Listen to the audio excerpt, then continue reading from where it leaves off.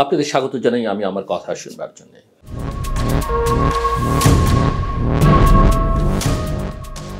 এই মুহূর্তে বাংলাদেশের রাজনীতি যেন নিঃশ্বাস আটকে রাখা এক অস্বস্তিকর অপেক্ষার মধ্যে আছে।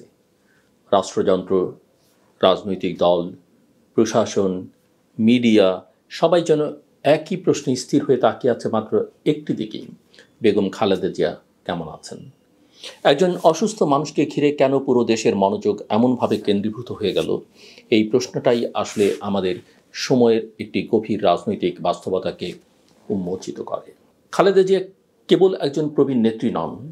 গত এক বছরে বিশেষত 5 আগস্টের নাটকীয় রাজনৈতিক ধাক্কার পর তিনি হয়ে উঠেছেন এক ধরনের সর্বজন গ্রাহ্য রাজনৈতিক প্রতীক। বিভক্ত সমাজে যেখানে বিশ্বাসের ঘাটতি প্রকট, সেখানে তার ব্যক্তিত্ব অনেক রাজনীতিকের ওপর আরোপিত পক্ষপাতদুষ্ট ধারণার ঊর্ধ্বে উঠে গেছে। আওয়ামী লীগ ক্ষমতাচ্যুত হওয়ার পর রাজনীতির যে নতুন মানচিত্র তৈরি হয়েছে, তাতে প্রকৃতপক্ষে কোনো সর্বজন স্বীকৃত অভিভাবকের শূন্যতা তৈরি হয়েছিল। আর সেই শূন্যতাই অনেকের চোখে অনিচ্ছাকৃতভাবেই পূরণ করেছেন খালেদা জিয়ার এবং তার উপস্থিতি। এই কারণেই হয়তো তার অসুস্থতা নিছক পারিবারিক বা দলীয় উদ্বেগের মধ্যে সীমাবদ্ধ নেই। এটি রাষ্ট্রীয় উদ্বেগে পরিণত হয়েছে। নির্বাচন কমিশনের তফসিল ঘোষণার দ্বারপ্রান্তে দাঁড়িয়ে থাকা দেশটিতে রাজনৈতিক পরিবেশ এমনিতেই টানটান। মাঠে সহিংসতার মাত্রা কম থাকলেও ভেতরে ভেতরে রয়েছে অনিশ্চয়তার চাপ। এই সময়ে খালেদা জিয়ার অসুস্থতা যেন পুরো প্রক্রিয়াটাকেই আরও ভঙ্গুর করে তুলেছে। বিএনপির প্রার্থী বাছাই, আসন সমঝোতা, প্রচারণার গতি সব কিছুতেই এক ধরনের স্থবিরতা নেমে এসছে। তৃণমূল থেকে কেন্দ্র সব স্তরে রাজনৈতিক নেতাদের মধ্যে যে বিচলিত দুর্বলতা চোখে পড়ছে, তা সরাসরি যুক্ত হয়েছে তার শারীরিক অবস্থার সঙ্গেই। এটা কেবল বিএনপির ক্ষেত্রেই নয়, অন্যান্য রাজনৈতিক দলও বুঝতে পারছে বর্তমান বাস্তবতায় নির্বাচনকে গ্রহণযোগ্য ও স্থিতিশীল করতে একটি নৈতিক ও মানসিক ভারসাম্য প্রয়োজন, যার গুরুত্ব দলীয় সীমার বাইরে বিস্তৃত। খালেদা জিয়া সেই ভারসাম্যের অন্যতম ভিত্তি হয়ে দাঁড়িয়েছেন। তার অসুস্থতা মানে সেই ভিত্তির টলমল করে ওঠা। এই পরিস্থিতিতে রাষ্ট্রের আচরণও লক্ষণীয়ভাবে ভিন্ন রকম হয়েছে। নিরাপত্তা নিশ্চিত করা, এয়ার অ্যাম্বুলেন্স ব্যবস্থার দ্রুত আয়োজন, প্রধান উপদেষ্টা সহ দায়িত্বশীল ব্যক্তিদের হাসপাতালে যাওয়া, এই সব কিছুর মধ্যেই একটি বার্তা সুস্পষ্ট।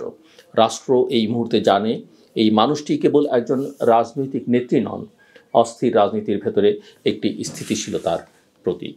বেগম খালেদা জিয়ার শারীরিক অবস্থার জটিলতা বহুমাত্রিক। বয়সজনিত সীমাবদ্ধতার সঙ্গে দীর্ঘদিনের হৃদরোগ, কিডনির সমস্যা সহ নানা জটিলতা যুক্ত হয়েছে। সাম্প্রতিক ফুসফুস সংক্রমণ সংক্রান্ত পরিস্থিতিকে আরও কঠিন করে তুলেছে। চিকিৎসার জন্য লন্ডনে নেওয়ার সিদ্ধান্ত ব্যক্তি চিকিৎসাগত বাস্তবতারই একটা স্বীকৃতি, কিন্তু রাজনৈতিক বাস্তবতায় এর গুরুত্ব আরও বিস্তৃত।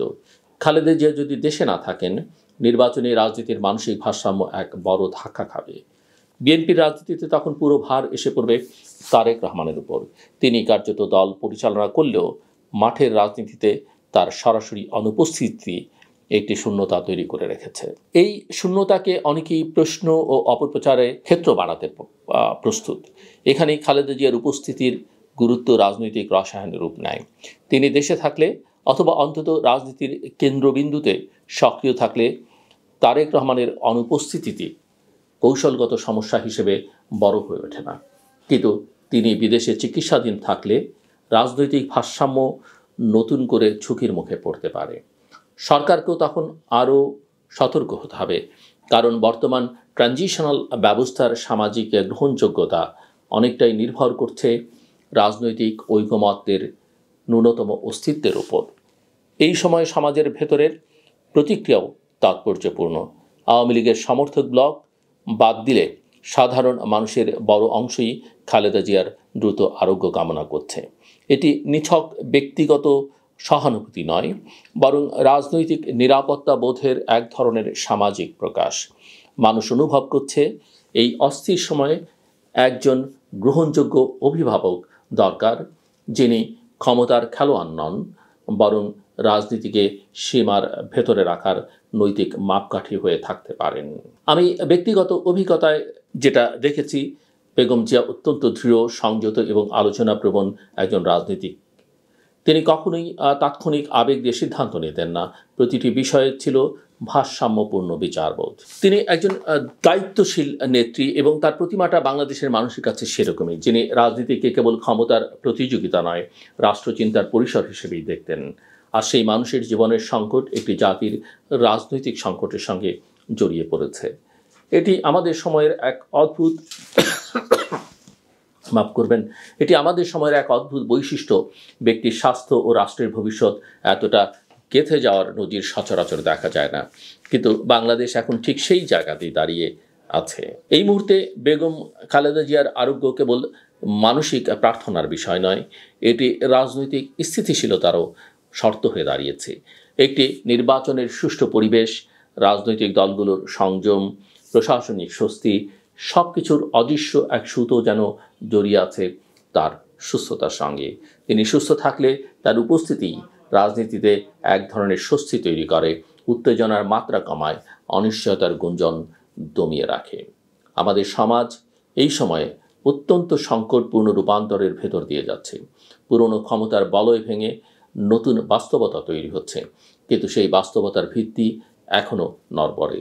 এই প্রক্রিয়ায় খালেদা জিয়ার মতো অভিজ্ঞ, গ্রহণযোগ্য ও দৃঢ় এক রাজনীতিকের উপস্থিতি কেবল রাজনৈতিক প্রয়োজন নয়, এটি এক ধরনের রাষ্ট্রীয় আশ্বাস। এই আশ্বাসেই আজ দেশ অপেক্ষা করছে। রাজনীতি থমকে আছে এক নিঃশ্বাস ধরে রাখা নীরবতায়। সবাই যেন তাকিয়ে আছে একটি খবরের দিকে, উনি এখন কেমন আছেন। এই প্রশ্নের উত্তর বাণী কেবল একটি পরিবারের স্বস্তি নয়, বরং দেশের রাজনৈতিক ভবিষ্যৎ নিয়ে মানুষের গভীর আশঙ্কার সাময়িক মুক্তি। আমি এবং আমরা সবাই দোয়া করি তিনি সুস্থ হয়ে ফিরে আসুন, কারণ ব্যক্তিগতভাবে তার সামনে যেমন এখনও অসমাপ্ত জীবন ও কাজ পড়ে আছে, তেমনি রাষ্ট্রীয় বাস্তবতা তার প্রয়োজন এখনও শেষ হয়ে যায়নি।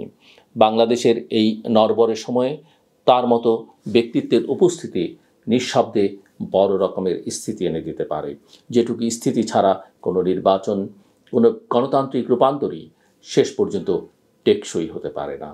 আমার কথা শুনবার জন্য অসংখ্য ধন্যবাদ। আপনাদের সবার জন্য শুভকামনা।